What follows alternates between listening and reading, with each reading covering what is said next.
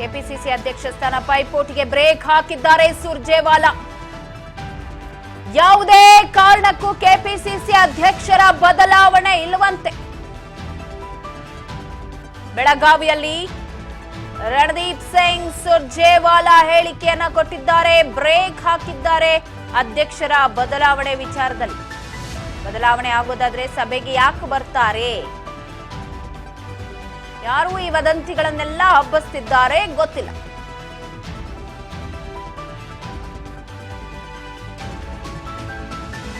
ಕಾಂಗ್ರೆಸ್ ಗೊಂದಲಗಳಿಗೆ ತೆರೆ ಎಳೆದಿದ್ದಾರೆ ಸುರ್ಜೇವಾಲಾ. ಕೆಪಿಸಿಸಿ ಅಧ್ಯಕ್ಷ ಸ್ಥಾನ ಪೈಪೋಟಿ ವಿಚಾರದಲ್ಲಿ ಗೊಂದಲಗಳಿಗೆ ತೆರೆ ಎಳೆಯೋದಕ್ಕೆ ಮುಂದಾಗಿದ್ದರು. ಏನ್ ಹೇಳಿದ್ರು ಬೆಳಗಾವಿಯಲ್ಲಿ ಕೇಳೋಣ. मैंने अभी आपको बताया कि केपीसीसी के अध्यक्ष आ रहे हैं, तो बदलाव होता तो आ क्यों रहे होते? क्या केपीसीसी अध्यक्ष का बदलाव का चर्चा चालू है क्या सर अभी? मैंने अभी आपको बताया कि केपीसीसी के अध्यक्ष आ रहे हैं, तो बदलाव होता तो आ क्यों रहे होते? क्या केपीसीसी अध्यक्ष का बदलाव का चर्चा चालू है क्या सर अभी? मैंने अभी आपको बताया कि केपीसीसी के अध्यक्ष आ रहे हैं, तो बदलाव होता तो आ क्यों रहे होते? क्या केपीसीसी अध्यक्ष का बदलाव का चर्चा चालू है क्या सर अभी? मैंने अभी आपको बताया कि केपीसीसी के अध्यक्ष आ रहे हैं, तो बदलाव होता तो आ क्यों रहे होते? मैंने अभी आपको बताया कि केपीसीसी के अध्यक्ष ಮತ್ತೆ ಸಂಪರ್ಕದಲ್ಲಿದ್ದಾರೆ ಬಸವರಾಜ್, ಮಾತನಾಡಿಸ್ತಾ ಹೋಗ್ತೀನಿ. ಎಸ್ ಬಸವರಾಜ್, ಇನ್ನೊಂದು ಕಡೆ ಹೆಚ್ಚಾಗಿ ಈಗ ಸದ್ದಾಗ್ತಾ ಇರೋದು ಈ ಕೆಪಿಸಿಸಿ ಅಧ್ಯಕ್ಷ ಸ್ಥಾನದ ವಿಚಾರ ಅಂತ. ಸೊ ನೀನಾ ನಾನಾ ಅನ್ನೋ ಪೈಪೋಟಿ ಜೋರಾಗಿ ನಡೀತಾ ಇದೆ. ಇಲ್ಲಿ ನಾಯಕರುಗಳ ಮಧ್ಯೆ ಗೊಂದಲಕ್ಕೂ ಕೂಡ ಎಲ್ಲೋ ಕೆಪಿಸಿಸಿ ಅಧ್ಯಕ್ಷ ಸ್ಥಾನ ಅನ್ನೋದು ಗೊಂದಲದ ಗೂಡಾಗಿದೆ ಅಂತ ಹೇಳ್ಬೋದು. ಅದಕ್ಕೆಲ್ಲೋ ಫುಲ್ ಸ್ಟಾಪ್ ಇಡೋದಕ್ಕೆ ಸುರ್ಜೇವಾಲಾ ಅವರು ಕೂಡ ಮುಂದಾಗಿದ್ರು. ಬದಲಾವಣೆ ವಿಚಾರ ಇದೆಲ್ಲವೂ ಊಹಾಪೋಹ ಅಂತ ಏನ್ ಹೇಳ್ತೀರಾ ಅದಕ್ಕೆ? ಕೆಪಿಸಿಸಿ ಅಧ್ಯಕ್ಷ ಸ್ಥಾನಕ್ಕೆ ಸಾಕಷ್ಟು ಪೈಪೋಟಿ ಕೂಡ ಕಾಂಗ್ರೆಸ್ ಪಾಳ್ಯದಲ್ಲಿ ಇತ್ತೀಚೆಗೆ ನಡೆದಿತ್ತು. ಈಗಾಗಲೇ ಡಿಸಿಎಂ ಡಿ ಕೆ ಶಿವಕುಮಾರ್ ಅವರು ಅಧ್ಯಕ್ಷರಾಗಿ ಕಾರ್ಯವನ್ನ ನಿರ್ವಹಿಸ್ತಾ ಇದ್ದಾರೆ. ಆದ್ರೆ ಅವರ ಬಳಿ 2 ಹುದ್ದೆಗಳಿದಾವೆ. ಹಾಗಾಗಿ ಕಾಂಗ್ರೆಸ್ ಬಸವರಾಜ್, ನಿಮ್ಮ ಧ್ವನಿ ಕೇಳಿಸ್ತಾ ಇಲ್ಲ, ತುಂಬಾ ಡಿಸ್ಟರ್ಬೆನ್ಸ್ ಇದೆ. ಸೊ ನೀವೇ ಹೇಳ್ತಾ ಇದ್ರಿ ಈಗಾಗಲೇ ಕೆಪಿಸಿಸಿ ಅಧ್ಯಕ್ಷ ಸ್ಥಾನದ ಪೈಪೋಟಿಗೆಲ್ಲೋ ಬ್ರೇಕ್ ಹಾಕೋದಕ್ಕೆ ಮುಂದಾಗಿದ್ದಾರೆ. ಬ್ರೇಕ್ ಹಾಕಿದ್ರೆ ಮಾತ್ರನೇ ಎಲ್ಲೋ ಶಕ್ತಿ ಪ್ರದರ್ಶನ ಆಗೋದು ಅಂತ ಹೇಳಿ ಸೊ ತಿಳಿಸಿ.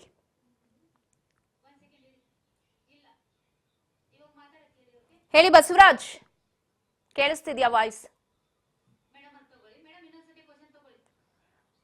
ಬಸವರಾಜ್ ಹೇಳ್ತಾ ಇದ್ರಿ ಕೆಪಿಸಿಸಿ ಪೈಪೋಟಿ ಸುರ್ಜೇವಾಲಾನ ಹೇಳಿಕೆ ಏನ್ ಹೇಳಿದ್ರು ಅನ್ನೋದ್ರ ಬಗ್ಗೆ ತಿಳಿಸಿ. ಪವಿತ್ರ, ಈಗಾಗಲೇ ಕೆಪಿಸಿಸಿ ಅಧ್ಯಕ್ಷ ಸ್ಥಾನಕ್ಕೆ ಸಾಕಷ್ಟು ಪೈಪೋಟಿ ಕೂಡ ರಾಜ್ಯ ಕಾಂಗ್ರೆಸ್ ಪಾಳ್ಯದಲ್ಲಿ ನಡೀತಾ ಇತ್ತು. ಆದರೆ ಈ ನಡುವೆ ಕೆಲವೊಂದಿಷ್ಟು ನಾಯಕರು ಅವರದೇ ಆಗಿರ್ತಕ್ಕಂಥ ಸಭೆಗಳನ್ನು ಮಾಡೋ ಮುಖಾಂತರ ಅಧ್ಯಕ್ಷ ಸ್ಥಾನಕ್ಕೆ ಪೈಪೋಟಿ ಕೂಡ ಇತ್ತು. ಮತ್ತೆ ಬಣಗಳ ಬಡಿದಾಟ ಇರುವಂಥ ಸಂದರ್ಭದಲ್ಲೂ ಕೂಡ ಅಧ್ಯಕ್ಷ ಸ್ಥಾನವನ್ನು ಬದಲಾವಣೆ ಆಗಬೇಕು ಅನ್ನುವಂಥ ಸಾಕಷ್ಟು ಒಂದು ಹೇಳಿಕೆಗಳನ್ನು ಕೂಡ ಕೊಡ್ತಾ ಇದ್ರು.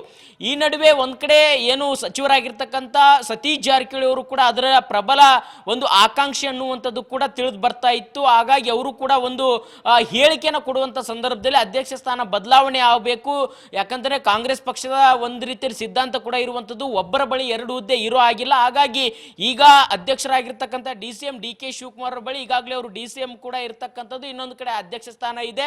ಹಾಗಾಗಿ ಅದನ್ನ ಬದಲಾವಣೆ ಆಗಬೇಕು. ಒಂದ್ ವೇಳೆ ಏನಾದ್ರೂ ಅವರೇ ಮುಂದುವರಿತಾರೆ ಅಂತಂದ್ರೆ ಅದನ್ನಾದ್ರೂ ಹೈಕಮಾಂಡ್ ನಾಯಕರು ಸ್ಪಷ್ಟಪಡಿಸಬೇಕು, ಇಲ್ಲ ಬದಲಾವಣೆ ಮಾಡ್ತೀವಿ ಅನ್ನೋದಾದ್ರೂ ಹೇಳಬೇಕು ಅನ್ನುವಂಥದ್ದನ್ನು ಕೂಡ ಹೇಳಿಕೆಯನ್ನು ಕೊಟ್ಟಿದ್ರು. ಈ ಒಂದು ಹೇಳಿಕೆ ಬೆನ್ನಲ್ಲೇ ಅದಾದ ಬಳಿಕ ನಾನು ಆ ರೀತಿಯಾಗಿರ್ತಕ್ಕಂಥ ಹೇಳಿಕೆಯನ್ನು ಕೊಟ್ಟಿಲ್ಲ ಅನ್ನುವಂಥದ್ದನ್ನು ಕೂಡ ಸಚಿವ ಸತೀಶ್ ಜಾರಕಿಹೊಳಿ ಅವರು ಹೇಳಲಿಕ್ಕೆ ಮುಂದಾದ್ರು. ಆದರೆ ಇವೆಲ್ಲವೂ ಕೂಡ ಫೈಟ್ ನಡೆದಂಥ ಸಂದರ್ಭದಲ್ಲಿ ಇವತ್ತು ರಾಜ್ಯ ಕಾಂಗ್ರೆಸ್ ಉಸ್ತುವಾರಿಯಾಗಿರ್ತಕ್ಕಂಥ ಸುರ್ಜೇವಾಲಾ ಅವರು ಈ ಒಂದು ಫೈಟ್ಗೆ ಒಂದು ತೆರೆ ಎಳೆದಿದ್ದಾರೆ. ಯಾವುದೇ ಕಾರಣಕ್ಕೂ ಕೂಡ ಕೆಪಿಸಿಸಿ ಅಧ್ಯಕ್ಷ ಸ್ಥಾನ ಬದಲಾವಣೆ ಅಂತಕ್ಕಂಥ ವಿಚಾರ ಇಲ್ಲ, ಯಾರೋ ಇದನ್ನ ಊಹಾಪೋಹ ಸೃಷ್ಟಿ ಮಾಡ್ತಾ ಇದ್ದಾರೆ. ಹಾಗಾಗಿ ಯಾವುದೇ ರೀತಿ ಅಧ್ಯಕ್ಷ ಸ್ಥಾನ ಬದಲಾವಣೆ ಈಗಿಲ್ಲ ಅನ್ನುವಂಥ ಮಾತನ್ನು ಕೂಡ ರಾಜ್ಯ ಕಾಂಗ್ರೆಸ್ ಉಸ್ತುವಾರಿಯಾಗಿರ್ತಕ್ಕಂಥ ಸುರ್ಜೇವಾಲಾ ಅವರು ಸ್ಪಷ್ಟಪಡಿಸಿರ್ತಕ್ಕಂಥದ್ದು.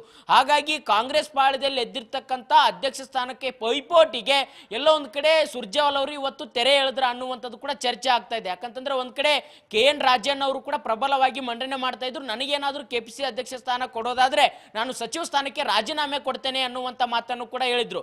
ಇನ್ನೊಂದು ಕಡೆ ಸಚಿವ ಸತೀಶ್ ಜಾರಕಿಹೊಳಿ ಆಗೋದಾದ್ರೆ ನಂದು ಬೆಂಬಲ ಇದೆ ಅನ್ನುವಂಥದ್ದು.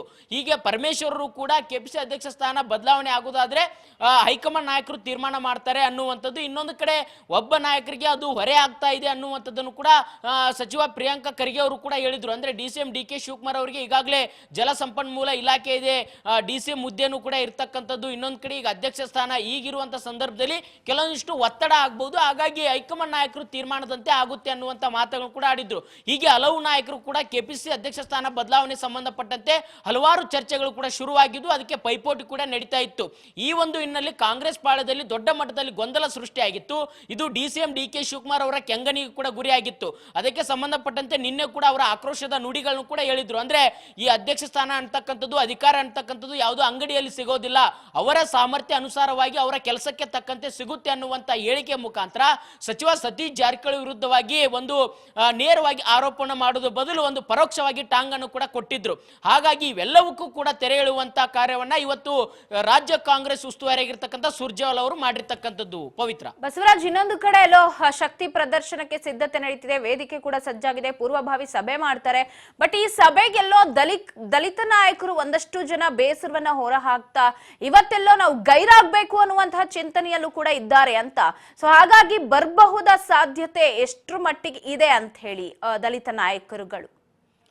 ಪವಿತ್ರ, ಇವತ್ತಿನ ಒಂದು ಸುರ್ಜೇವಾಲಾ ಅವರ ಒಂದು ಪೂರ್ವಭಾವಿ ಸಭೆ ಏನಿದೆ ಅಂದ್ರೆ ಬೆಳಗಾವಿಯ ಭಾಗದ ಸಂಸದರು, ಶಾಸಕರು ಅವರ ಜೊತೆ ಕೂಡ ಇವತ್ತು ಸಭೆ ಇರ್ತಕ್ಕಂಥದ್ದು. ಪ್ರಮುಖವಾಗಿ ಏನು ಅವರ ದಲಿತ ನಾಯಕರ ಒಂದು ಡಿನ್ನರ್ ಮೀಟಿಂಗ್ ಅನ್ನ ರದ್ದುಪಡಿಸಿರ್ತಕ್ಕಂಥದ್ದು, ಅದನ್ನ ಮುಂದೂಡಿ ಅಂತಕ್ಕಂಥ ಒಂದು ಹೇಳಿಕೆ ಏನಿದೆ, ಇದು ಸಹಜವಾಗಿ ಅವರ ಒಂದು ದಲಿತ ಶಾಸಕರು ಮತ್ತೆ ಸಚಿವರ ಕೆಂಗಣ್ಣಿಗೆ ಗುರಿಯಾಗಿದೆ. ಈ ಒಂದು ಕಾರಣದ ಹಿನ್ನೆಲೆಯಲ್ಲಿ KPCC ಅಧ್ಯಕ್ಷರಾಗಿರ್ತಕ್ಕಂಥ DCM DK ಶಿವಕುಮಾರ್ ಅವರು ಮತ್ತೆ ಸುರ್ಜೇವಾಲಾ ಅವರ ನೇತೃತ್ವದಲ್ಲಿ ನಡೀತಕ್ಕಂಥ ಬೆಂಗಳೂರಿನಲ್ಲಿ ನಡೆದಿರುವಂತಹ ಸಭೆ ಕೂಡ ಗೈರಾಗಿದ್ರು ಪರಮೇಶ್ವರರು ಮತ್ತೆ KN ರಾಜಣ್ಣ ಅವರು.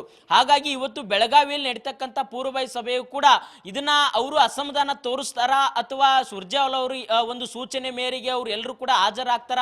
ಅಲ್ಲಿ ಬೆಳಗಾವಿಯ ಭಾಗದಲ್ಲಿ ಕೂಡ ಏನು ST ಆಗಿರ್ಬೋದು, SC ಆಗಿರ್ಬೋದು, ದಲಿತ ಶಾಸಕರು, ಸಚಿವರು ಏನಿದ್ದಾರೆ, ಸಂಸದರು ಏನಿದ್ದಾರೆ, ಸಾಕಷ್ಟು ನಾಯಕರು ಅಲ್ಲಿರ್ತ ಆ ಭಾಗದಲ್ಲಿ ಬರ್ತಕ್ಕಂಥ ನಾಯಕರು ಎಲ್ಲರೂ ಕೂಡ ಭಾಗಿಯಾಗಲ್ವಾ ಅನ್ನುವಂಥದ್ದೇ ದೊಡ್ಡ ಪ್ರಶ್ನೆ ಕಾಡ್ತಾ ಇದೆ. ಯಾಕಂತಂದ್ರೆ ಇಲ್ಲಿ ಮೊದಲಿಗೆ ಪ್ರಮುಖ ನಾಯಕರಾಗಿರ್ತಕ್ಕಂಥ ಪರಮೇಶ್ವರ್ ಅವರು ಮತ್ತೆ ಒಂದು KN ರಾಜಣ್ಣ ಅವರೇ ಒಂದು ರೀತಿಯಲ್ಲಿ ಗೈರಾಗಿ ಒಂದು ರೀತಿಯಲ್ಲಿ ದಾರಿ ಕೂಡ ಮಾಡಿಕೊಟ್ಟಿರ್ತಕ್ಕಂಥದ್ದು. ಅದರಂತೆ ಬೆಳಗಾವಿಯಲ್ಲಿ ನಡೀತಕ್ಕಂಥ ಪೂರ್ವಭಾವಿ ಸಭೆಯೂ ಕೂಡ ದಲಿತ ಸಚಿವರು, ಶಾಸಕರು ಗೈರಾಗ್ತಾರ ಅನ್ನುವಂಥದ್ದೇ ಒಂದು ಪ್ರಶ್ನೆ ಕಾಂಗ್ರೆಸ್ ಪಕ್ಷದ ನಾಯಕರಲ್ಲಿ ಕಾಡ್ತಾ ಇದೆ. ಹಾಗಾಗಿ ಇವತ್ತಿನ ಸಭೆಯಲ್ಲಿ ಭಾಗವಹಿಸಲ್ವಾ ಅನ್ನುವಂಥದ್ದೇ ಪ್ರಶ್ನೆ ಆಗಿರ್ತಕ್ಕಂಥದ್ದು.